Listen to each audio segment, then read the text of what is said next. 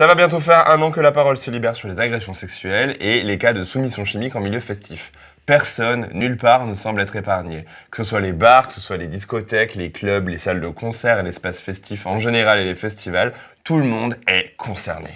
Et ça fait aussi 1 an qu'à peu près que le focus il est mis sur ce petit objet-là, la capote de verre. Et alors qu'on n'est que moyennement convaincu de leur utilité. Au mieux, elles rassurent, et ça c'est très bien. Au pire, elles évitent de se poser des questions sur notre consommation d'alcool. Parce qu'en France, la première drogue du viol, c'est l'alcool. Et parfois, il est auto-administré. Et ce petit truc-là, ça changera rien du tout. Et c'est pas du tout une raison pour se faire agresser, encore moins pour agresser quelqu'un. La capote de verre ne protégera pas du viol. La capote de verre ne protégera pas contre les agresseurs qui sont connus des victimes. Dans 90% des cas de viol en France et d'agression sexuelle, la victime connaît son agresseur. À nos yeux, ces histoires de capote de verre, ça ressemble surtout à un plan de com.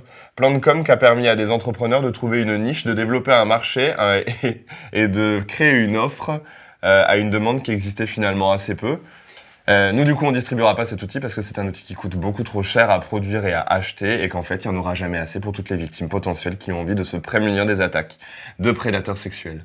Et que nous, c'est pas notre politique de distribuer un outil aux 200 premiers chanceux qui vont passer au stand et tant pis pour tous les autres. On pense qu'il y a un vrai changement de paradigme à faire dans le milieu de la fête qui n'est pas plus ou moins safe qu'avant. Ces cas-là, ils ont toujours existé et les gens avant, ils fermaient leur gueule quand ils étaient agressés.